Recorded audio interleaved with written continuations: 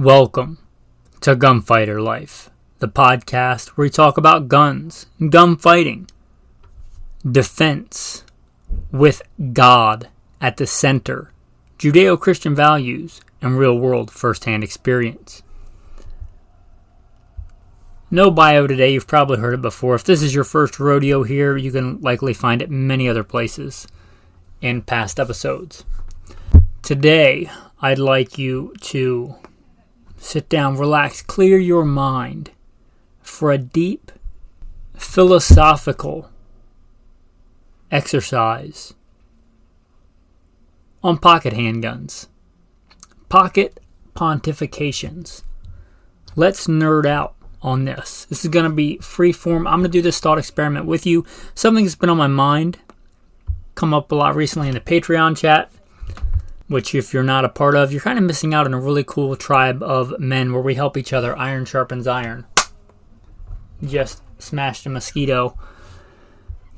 But I thought I'd freeform this, much like in days of yore when I would just kind of record things without an outline, without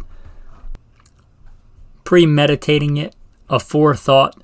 Let's just go through it together. Let's journey down this road of pocket handguns. Now first, let's consider this. This is gunfighter life. If you said that I was going to get in a gunfight to save mine or probably more likely other people's lives, I would probably choose a shotgun. Perhaps on different circumstances I may choose a rifle, longer range, or whatever the case might be. But I certainly wouldn't choose a handgun. That wouldn't be my first choice almost ever, unless there was some really strange, extenuating circumstance. However, that's what most of us have on us most of the time. We don't have handguns because they're the best one-shot stops. I don't care if it's 357 SIG or 45 ACP or 10 millimeter. They're all very mild compared to a 12-gauge standard buckshot load or a slug, or many other things in the long gun world. So we have a handgun because it's what we can have on us for convenience and it's socially acceptable. Let's concede that.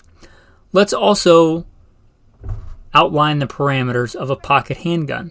I consider a pocket handgun something that normally fits in a pocket. Now, obviously, not all pockets are the same. I don't wear skinny jeans. I don't advise you to wear skinny jeans. But I'd say average size pockets, right? I also don't normally wear BDU pants day to day. Somewhere in the middle. A pair of dress pants or slacks or cotton Dockers or Wrangler work pants or whatever the case is, right? But a pocket handgun.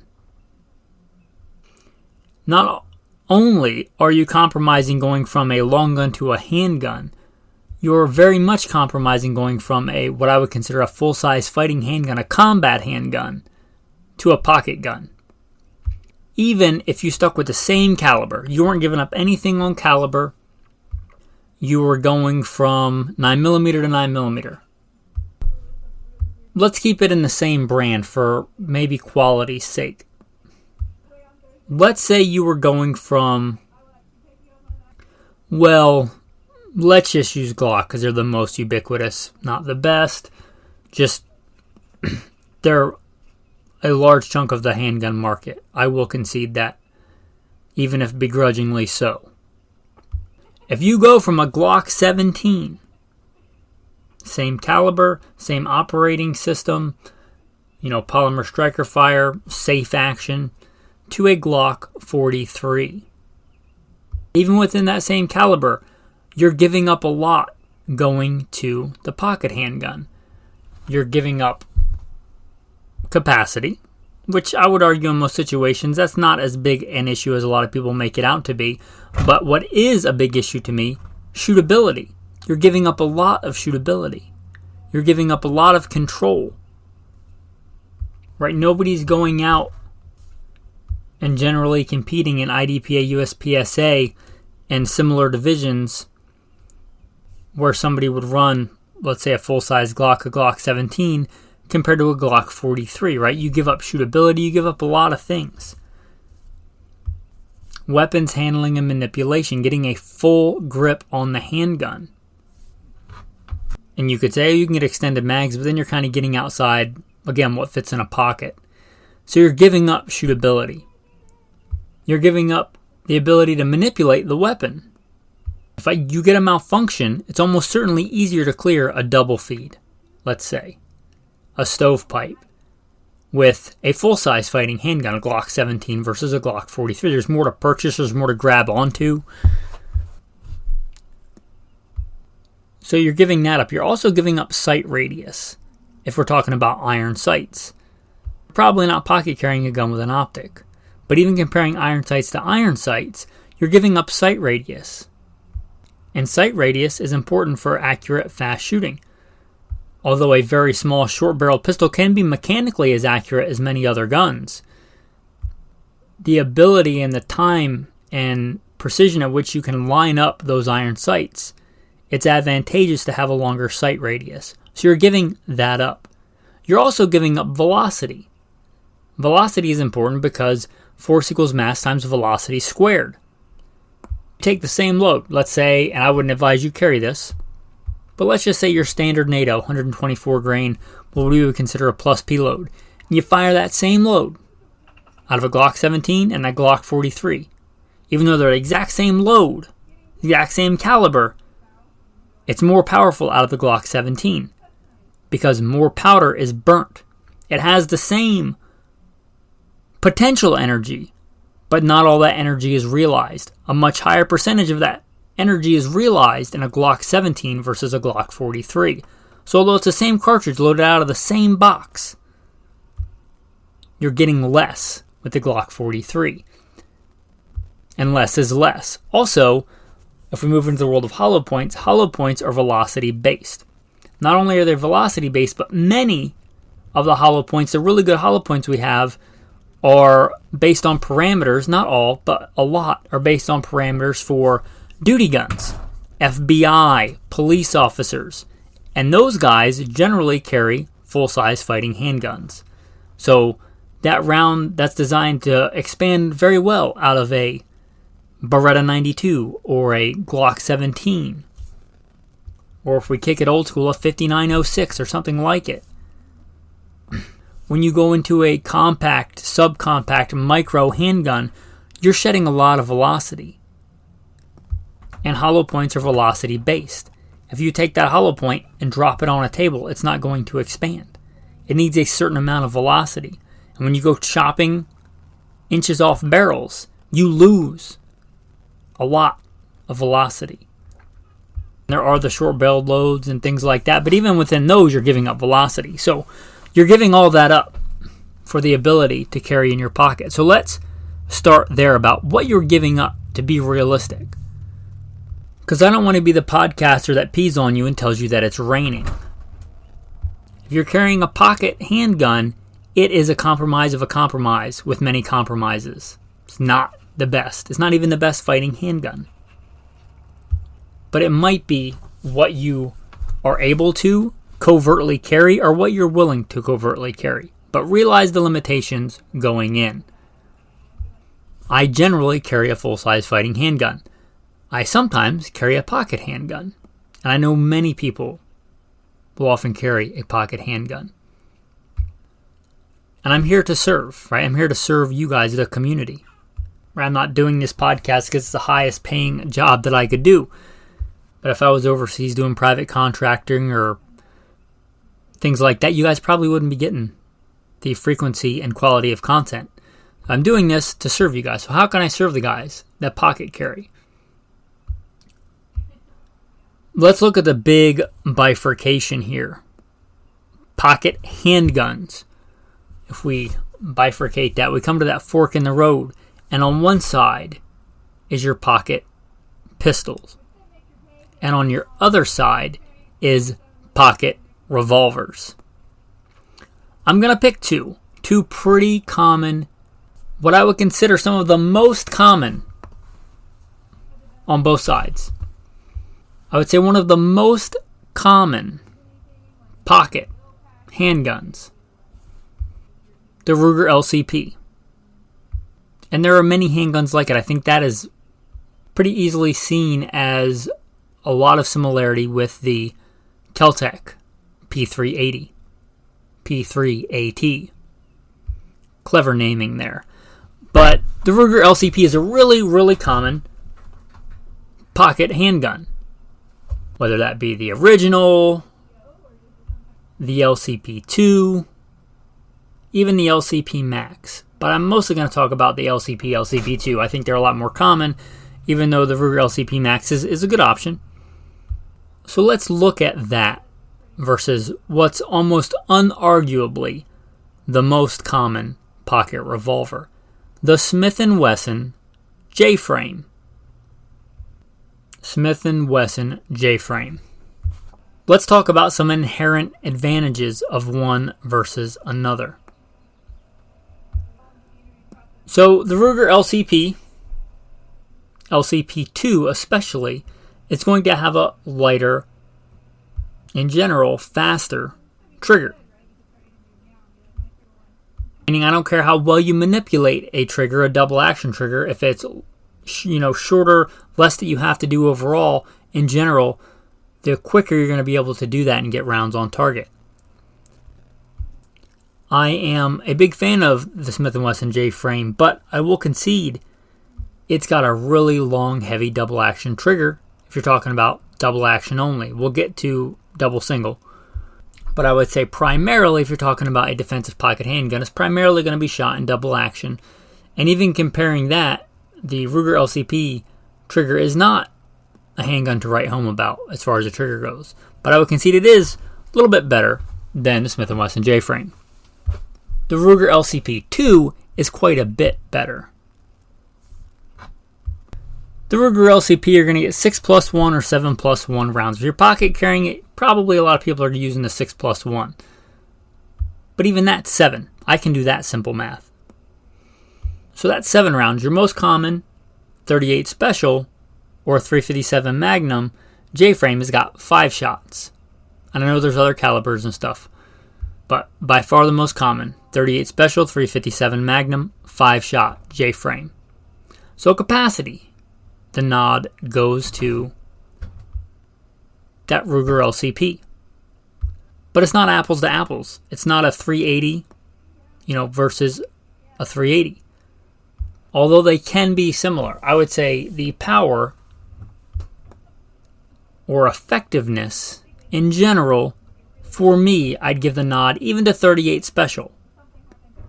I would take 130 grain to 158 grain 38 Special over, in general, a 90, 95-ish 100 grain 380. And one of my go-tos is a 357 Magnum. Now, I will concede I usually carry that gun with 38 Special. I like the ability to carry it with 357 Magnum. If you listen to the bio, you'll know that I was a professional big game hunter and guide. A lot of times, if that was my backup gun and I was guiding, I might carry it with 357 Magnum. If I was dealing with an angry exotic animal, an oryx, a buffalo, bison, a bear, something like that, oftentimes I would load it up with some solid copper 357 Magnums. I give up a lot of shot recovery time there, but I'm not as concerned about it, because if that animal is any distance from me, I'm probably using a long gun, and if it's on top of me, no matter where that muzzle moves, it's probably still on the animal. And if it's a finishing shot, which is not unheard of, I'm taking my time for a well-aimed shot. I'm probably even doing it in single action, in which case shot recovery time in that is nil. You have the option, if you want to, for pretty heavy 357s in those Smith & Wesson J-Frames.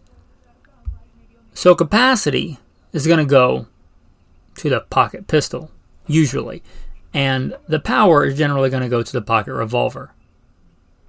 In that, if you're comparing 380, sights, they're not great on either one. The Ruger LCPs can be a little bit better. The LCP2 rather, can be a little bit better. But sights on either one are not great. They're both usable for their intended purpose. If you're talking about accuracy, I certainly give the nod to the J-frame. Now, this is where a lot of people, I think, have a misconception about the pocket revolver. A pocket revolver, a Smith & Wesson J-frame, Ruger SP101, whatever the case is, can be very, very accurate and are, in fact, mechanically quite accurate. But that's more of an expert's gun, right? It takes an expert to shoot accurately a really light handgun with a really heavy trigger.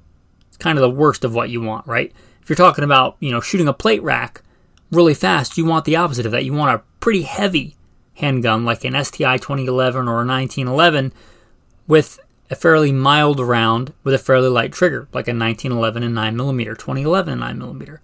If I was going to run a plate rack with that, much easier to do with that.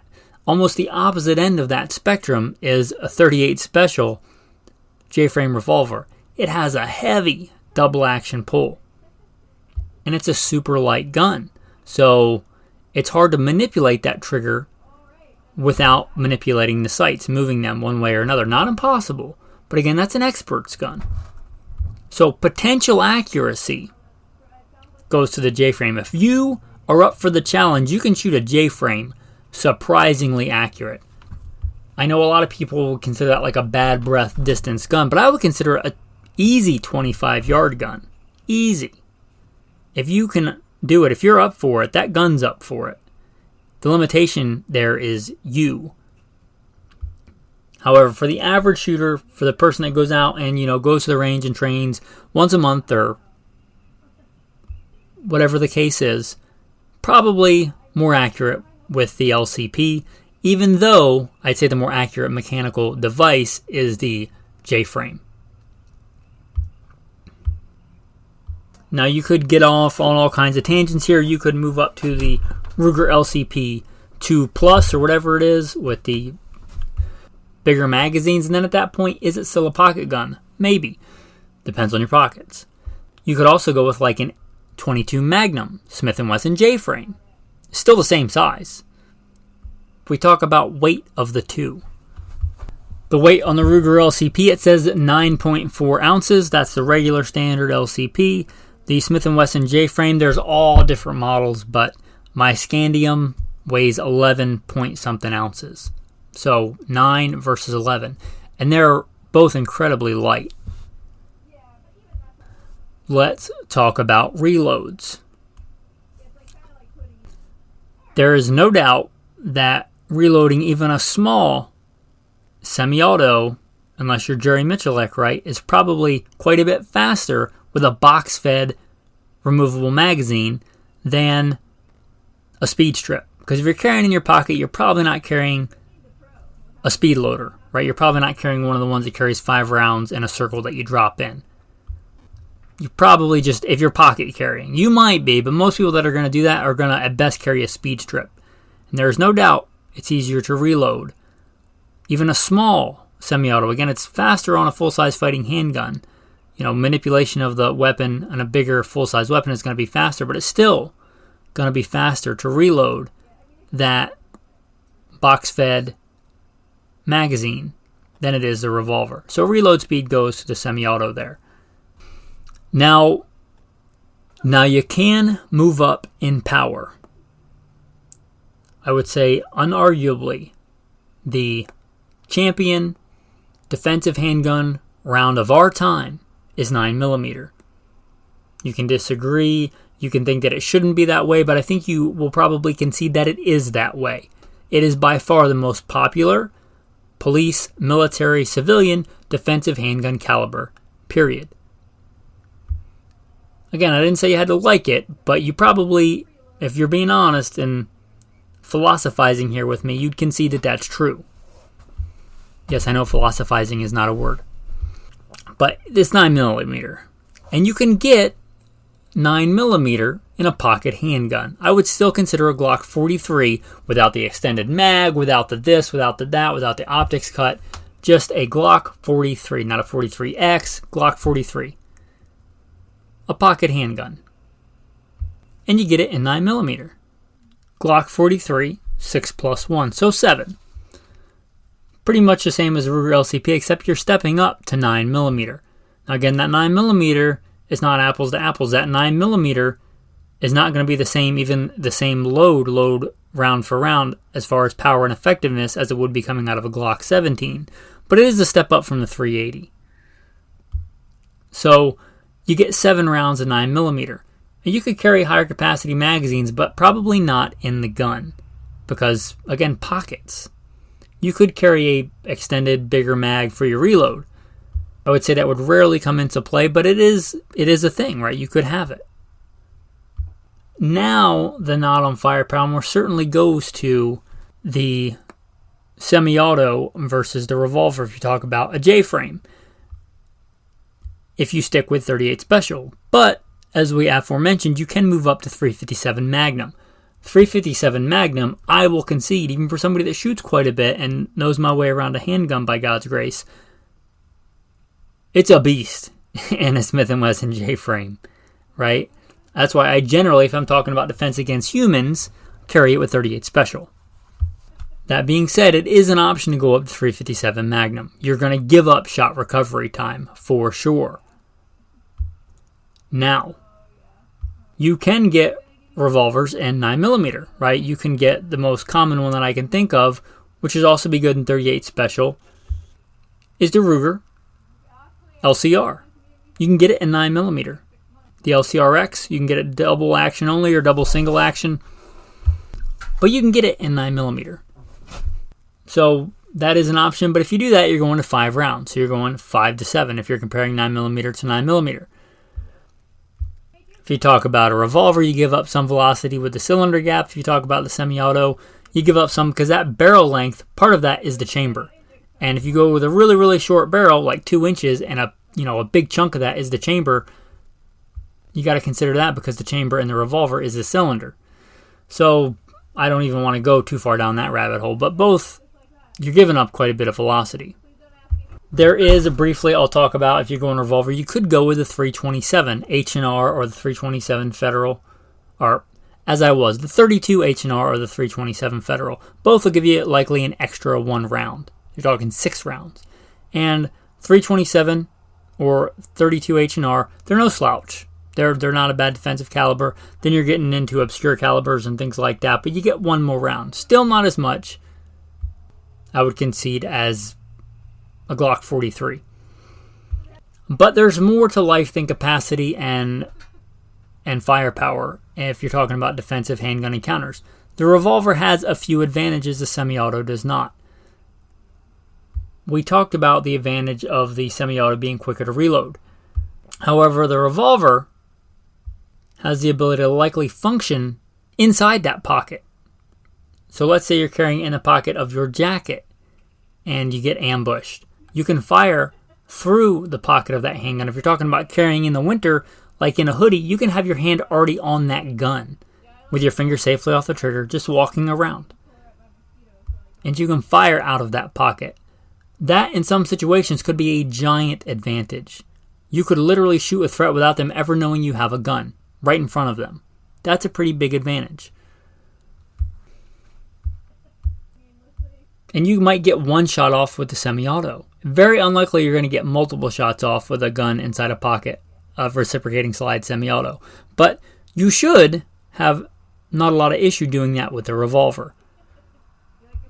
Also, if I shove the muzzle of most modern semi-autos into a target, it will take the gun out of battery, which, if you're in a Donnybrook, if you're, grappling on the ground fighting, which is not uncommon for gunfights to end up on the ground, but that's an advantage. So you can shove that muzzle hard into something, and that gun will still go off time after time with the revolver versus a semi-auto. Also, it may not translate on paper, but as somebody that's carried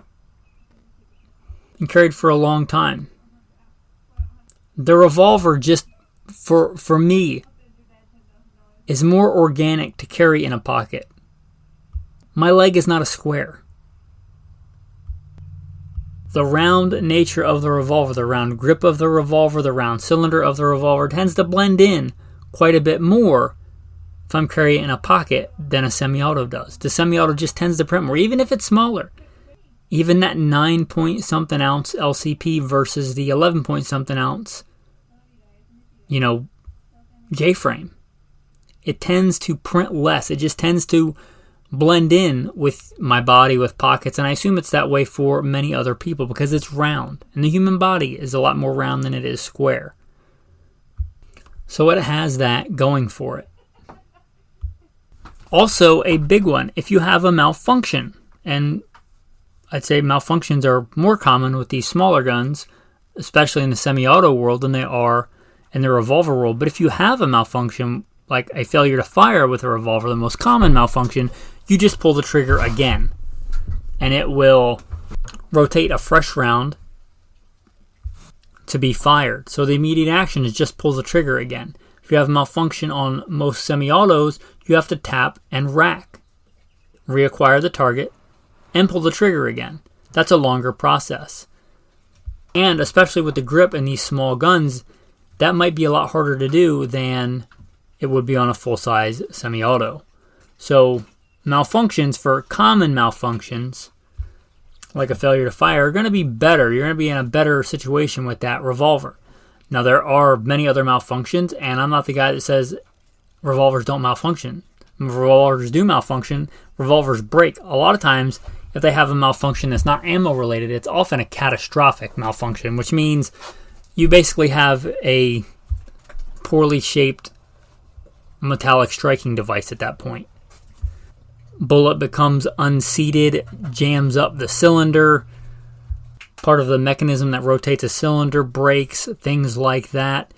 You're not fixing that probably in a gunfight. So it's, again, a hard, blunt instrument at that point. But those are pretty uncommon. The most common one is going to be failure to fire, and that's going to have an advantage for the revolver. Now, I'm going to get into some different options. This is by far not an exhaustive list. We talked about the J-frame, most commonly 38 Special. You can also get it in 357 Magnum, the 32s, 22 Magnum, 22 Long Rifle. There's probably some other ones that I'm forgetting, but those are pretty common. You also get the Ruger LCR and LCRX. These are a bit different as they have a polymer frame or partially polymer frame. Some would argue that the double action trigger pull is better. I would say it's just different, but many people may prefer it. Ruger also makes the SP101. These are still a small stub-nose revolver, but much like Ruger's regular line of revolvers, they're built pretty beefy, and they're quite heavy. Maybe heavier than you want in a pocket, but they are an option. Taurus also makes the pocket snub-nose revolvers. I'm just going to be honest, I see them as a cheaper copy of a Smith & Wesson with less quality control, cheaper made. But you take that however you want if that's what you want to carry, but that's how I consider them. There's also Charter Arms. Now those have the advantage to me of being American made, but I would not consider them on par as far as quality with the Smith & Wesson or even the Ruger. Those are some options. Now there's a lot more options now than there used to be on the pocket semi-autos. For common, fairly common pocket 380s, you got the Smith & Wesson Bodyguard. You got the Kel-Tec P380, Ruger LCP, LCP2, LCP2 Max, with some different features. If you're willing to carry a little bit more weight, you might go with the Max, a little bit more capacity. The LCP2 is going to have a better trigger. The P380 is actually, I think, a pretty reliable gun, and if you're on a tight budget, you might consider it. It's not a bad gun. Also, the Kel-Tec P32. 32 auto is not the best offensive caliber, but in a really small gun like that, you may decide that you're willing to step down in round per round effectiveness to be able to get quicker follow-up shots. I actually kind of like the Ruger P32, or as I was the Kel-Tec P32. Another option, and a really cool one that I also really like, is the SIG P238. This is not like a lot of these. It's not a polymer plastic fantastic. It's a really nice metal on metal, lightweight, single action with a safety trigger. If you're talking about shootability, I'd say this is the number one on the list for me for semi-autos. It's got a really good trigger. It is single action with a safety. If you're going to carry it in a pocket, I would absolutely have it in a good stiff holster. There's some holsters I would carry, like a long double action, like a P380, that I would not carry this gun in. I would make sure it was a really stiff, rigid holster that covered the trigger, like a small pocket Kydex holster. There was no way that trigger would come off, that safety would come off safe in the pocket while I was moving around, and the trigger could in any way move back. There's not a lot of movement in that single action trigger. That's one of the reasons it's so shootable. But I would absolutely have it in a rigid holster that covered the trigger, and I absolutely would take that holster out of my pocket every single time I went to reholster. But it does have a really nice trigger. We talked about the Glock 42 and Glock 43, 380 and 9mm respectively. If you're a Glock, if you have drunk in the Glock Kool-Aid so much that everything's got to be a Glock, and if it's not a Glock, it's not as good, then those are your options, I think, for a pocket handgun.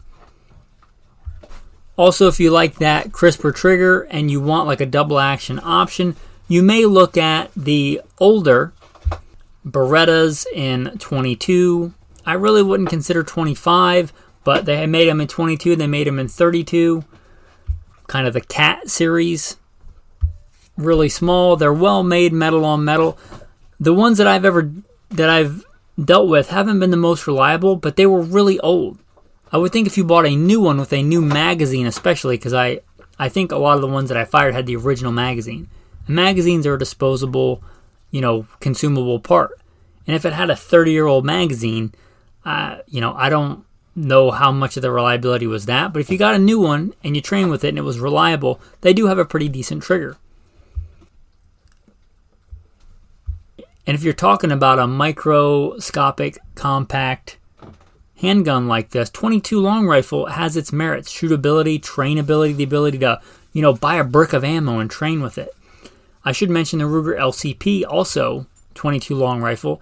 And I think I did mention the Smith & Wesson J-frame, Ruger LCPs, Ruger LCR, so you get a semi-auto and revolvers chambered in the 22 long rifle and pocket-sized handguns. And that, I've done whole episodes on that. I don't want to go too far down that rabbit hole. But again, if you're willing to trade round for round effectiveness for quick follow-up shots on target or the ability to afford high-volume training ammo, then you might look at that. The cars were kind of one of the very first. They never were that common. They're still not that common. But they were an early 380, 9mm. They even make one in a 45 that you might consider a pocket handgun. But the car, they make a fine quality handgun. They have like their varying degrees of like polymer, metal. Some are pretty affordable. Some can get quite pricey, especially for a pocket handgun. But they're high quality guns. I've owned them before, especially the little tiny 9mm. The trigger on them is a really long double action. It's smooth, I'll give it that. It's smooth. It's like a lighter Smith & Wesson J-frame kind of trigger, but it's a long double action trigger. I think that turns a lot of people off. But they're good, well-made handguns. They're a good option. Good American-made, often overlooked pocket handgun. One of the early ones. Again, it just never was super popular. The Smith & Wesson Shield, you're starting to get to the point where, is it a pocket handgun? I don't know. Maybe with the flush fit magazine it is. And if it's a pocket handgun for you, the Smith & Wesson Shield is a good option. It was kind of a game changer for carry guns when it came out. It was a common, affordable, reliable, a decent amount of firepower, American-made option. And it's still a good one if it's a pocket-sized gun for you. It's definitely a good concealed carry gun. Whether it's a pocket gun, again, really depends on your pockets. So it's maybe a pocket gun for some people, but it's a little bit bigger. And if you were looking at the 43, I would certainly look at the Shield. I think it's going to have better ergonomics for almost anybody. And even if you're a Glock person, unless you're so, drunk on the Kool-Aid, you're not having magazine compatibility. You're not having a lot of parts compatibility with Glock anyway, with other larger frame Glocks. So you might give a look to the Smith & Wesson Shield. And again, not an exhaustive list of pocket guns, but I guess also really a game changer in the last several years has been the SIG 365. Now, most of the 365s, like the 365 XLs and things like that, I'd say they're not a pocket handgun, but they're just straight, standard 365 with iron sights. Maybe for some, again, it's a little big, but maybe for some a pocket handgun. And if so, it's a really good one. It's still a polymer striker fired, but for a polymer striker fired trigger, it's not bad. It's not bad at all. My issue with that is a lot of people that get those, they add a lot of stuff to them. Optics, extended magazines, all kinds of things. And I think at that point it ceases to be a pocket gun. But it's just regular 365 flush fit magazine. You get a bit more capacity. Now, if you fully load that up, is it going to be too heavy for a pocket gun? Again, that depends on you. When you start getting a fully loaded like stack and a half, that's kind of somewhere between a double stack, because even a double stack's not truly side by side, but call it a stack and a half magazine with all that ammo. Are you getting to the point where it's too heavy to carry in a pocket, right? It looks like you're smuggling ball bearings at that point in your pocket. It just looks off. At that point, you might be moving to a belt, but it is something to consider. It's a good option. It's got a lot of shootability for a gun of that size. Maybe for you, that's a pocket handgun. And that really is going to be in the pockets and the hands of the user. But it's certainly a good handgun for its size. Again, kind of a game changer. But if you decide that's the best gun and you're going to carry it in a pocket and you just often don't carry it because it's too big and too inconvenient to go in a pocket and it looks like you're carrying a gun in your pocket, then it's not probably the best pocket handgun for you. So I'm going to start wrapping this up, putting a bow on this episode with this. Carrying a handgun is already a compromise. Not as good, not as effective as a long gun for almost any circumstance. Going from a full-size fighting handgun to a pocket pistol is an even bigger constraint. You're giving up even more, as we aforementioned, on so many things, so many areas. It is a compromise of a compromise. But having that gun is certainly better than not having the gun. Whether it's the ability to be clandestine or you're just honest with yourself and it's for convenience. Like you could carry a mid-sized, a full-size fighting handgun, but you're just not gonna. But you'll carry a gun in your pocket. Then for you, that's a lot better than not having a gun. Here's what I'm going to tell you also on wrapping this up. Training.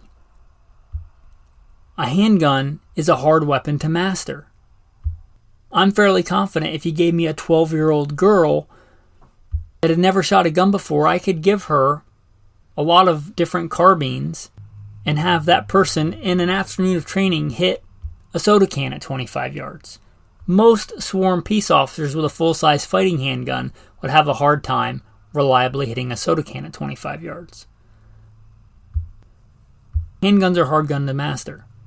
A pocket handgun even more so. If you're going to carry a pocket handgun, train with it. Know your limitations. And one of the marks of a real shooter, a real gunfighter with whatever weapon, they know when they don't have the shot. They know when they can't make that shot. You're going to have a lot of limitations, again, by the nature of that platform. So really train to leverage and get the most out of that handgun. And be real with yourself. A lot of people, I think, have these fantasies about how they think their defensive scenario is going to go down, but you don't get to pick that, right? You don't get to pick. You might think your scenario. It's good to visualize different scenarios so that you can think about what's soberly most likely to happen to you. And if you carry a Ruger LCP, for you, you might think somebody's going to walk up behind you at an ATM and they're going to be 2 yards away. But what if not? What if it's 2 guys and they're 7 yards away? Are you confident with that LCP? Or that J-frame? Again, it's certainly better than no gun, but you certainly want to train with it. Yeah, some deep philosophical thought. Pocket pontifications. Hope you enjoyed this episode. Kind of freeform, kind of a lot of thoughts thrown out there. But I know that pocket handguns are really common here in America for CCW, concealed carry. So, trying to serve you guys, the community. Just my thoughts from years of doing this, both firsthand and as an instructor who's taught many a people with all manner of different sized handguns. Anyway, thanks for listening. If you thought any of this information was worth the fraction of the cost of a box of ammo, defensive ammo, you might consider becoming a patron. Again, we got that insider chat. A lot of this came from stuff that came up in the chat that got me thinking. We talk about stuff all the time, more important, deep theological stuff, Bible verses, theology, to pocket handguns and knives and canoes versus kayaks, all manner of things, right? Consider it like a little virtual tribe hangout that's going on. And I take a break on Sabbath, I rest, but most other days I'm in there talking to the guys. And it's not just me, it's iron sharpening iron. They also get a lot of content early, commercial free. They also get some Patreon only content. So for all those reasons, but mostly because you want to support the show, help make godly men strong and strong men godly, consider becoming a patron. As a thanks for listening to that, your tactical tip of the day. Talking about pocket carry, I absolutely encourage you to carry your pocket gun in a pocket holster. One of the things you can do if you are drawing and the holster is coming out still attached to the gun, which is not uncommon, you can attach some skateboard tape, grip tape, whatever you want to call it, to the outside of that holster so it gets a lot more abrasive and sticks to the inside of your pocket. That may work. You may also want to attach a piece of like dummy cord, micro cord, something small that goes on the holster that attaches to a belt loop that's pretty inconspicuous, a similar color to your pants or around your belt, so that when you draw, even if the holster comes out of your pocket, when you complete your draw stroke and present that gun, it rips the holster off your gun. Some tactical tips there for your pocket holster, for your pocket handgun. Tactical verse of the day. My sheep listen to my voice, and I know them, and they follow me, and I give them eternal life, and they will never perish, and no one will snatch them out of my hand. My Father who has given them to me is greater than all, and no one is able to snatch them out of my Father's hand. I and the Father are one. Comments. Jesus tells his disciples to have a sword. I encourage you to be armed. There's all kinds of situations that can arise, whether you're armed or not. But remember, if you're a child of God, a follower of Jesus Christ, you're one of his sheep, you're following him. Not even death removes you from the protection of the Father. Be brave, be fearless. Be strong and prove yourself a man. With that, thanks for listening, and have a blessed day.